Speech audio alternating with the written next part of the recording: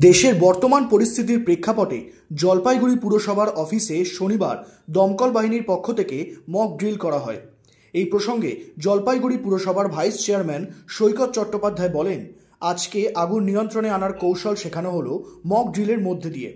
এরই সঙ্গে একটি অত্যন্ত গুরুত্বপূর্ণ বিষয়, আজ জলপাইগুড়ি পৌরসভার সকল কাউন্সিলর এবং বিভিন্ন ওয়ার্ডে দায়িত্বপ্রাপ্ত স্যানিটারি সুপারভাইজারদের বলা হয়েছে, বাড়িতে নতুন ভাড়াটিয়া রাখলে সেই ভাড়াটিয়ার যাবতীয় তথ্য পুলিশ এবং পুরসভাকে দিতে হবে।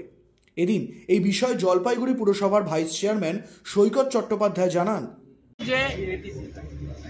যে পাড়াতেই নতুন ভাড়াটিয়া আসছেন, এলাকার কাউন্সিলরদের বলবো এবং একই সাথে সুপারভাইজার যারা স্যানিটারির আছেন, ডেঙ্গুর কাজ করেন, তাদের বলবো যেখানে নতুন ভাড়াটিয়া আছে তাদের তথ্য পৌরসভা এবং পুলিশ প্রশাসনকে জানানোর জন্য, এবং আধার কার্ড এবং ভোটার কার্ড তাদের কোথাকার সঠিকভাবে এটা যাচাই করা এখন অত্যন্ত প্রয়োজন হয়ে রয়েছে।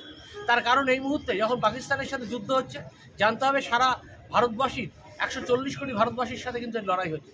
এই সময় জঙ্গিদের যে স্লিপার সেলগুলো থাকে তারা সবাই অ্যাক্টিভেটেড হয়ে গেছে। কোন ভাড়াটিয়া হিসাবে কে কোথায় এসে থাকছে, হয়তো দেখা যাচ্ছে সে ঘর থেকে বেরোচ্ছে না, লোকাল সাপোর্ট অনেক সময় তারা পায় এবং লোকাল সাপোর্ট কেউ তাদের বাজার করে এনে দিচ্ছে, ওষুধ এনে দিচ্ছে, তাছাড়া তারা কিন্তু এই স্লিপার সেল কাজ করতে পারবে না। তাই কোনো ভাড়াটিয়া যে ঘর থেকে বেরোয় না বা তাকে সামনে দেখা যায় না, কিন্তু তাকে সে কেউ খাবার দিচ্ছে, ওষুধ দিচ্ছে, এই ব্যাপারে আমাদের সতর্ক হতে হবে জলপাইগুড়ি শহরে, কারণ আমরাও কিন্তু বর্ডার প্রবণ এলাকা এক।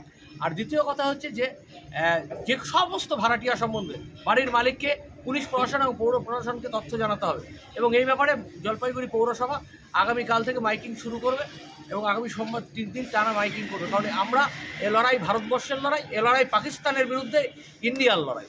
এই লড়াইয়ে আমরা সবাই দেশের সাথে আছি, দেশের সেনাবাহিনীর সাথে আছি। আর কোনো স্লিপার সেল যাতে কোনো লোকাল সাপোর্ট নিয়ে অ্যাক্টিভেট হতে না পারে, সেই ব্যাপারে লোকাল বডি হিসেবে পৌরসভাকেও সজাগ থাকতে হবে। ব্যুরো রিপোর্ট, নজরে বাংলা। এয়ার ইনফ্রাস্ট্রাকচারের উদ্যোগে অহনা অ্যাপার্টমেন্ট বারাসাতের হৃদয়পুরে নৃপেন ঘোষ সরণিতে তৈরি হচ্ছে নতুন আবাসন প্রকল্প। থাকছে একগুচ্ছ বিশেষ সুবিধা, লিফট থেকে শুরু করে ডিপ টিউবওয়েল, এছাড়াও থাকছে সাউন্ড প্রুফ জেনারেটর এবং কার পার্কিং এর সুবিধাও। এখানে 2 এবং 3 BHK ফ্ল্যাট রয়েছে, এছাড়াও থাকছে আরও একগুচ্ছ বিশেষ সুবিধা। বিস্তারিত জানতে ফোন করুন স্ক্রিনে দেওয়া ফোন নম্বরে। সাধ্যের মধ্যে স্বাদ পূরণ।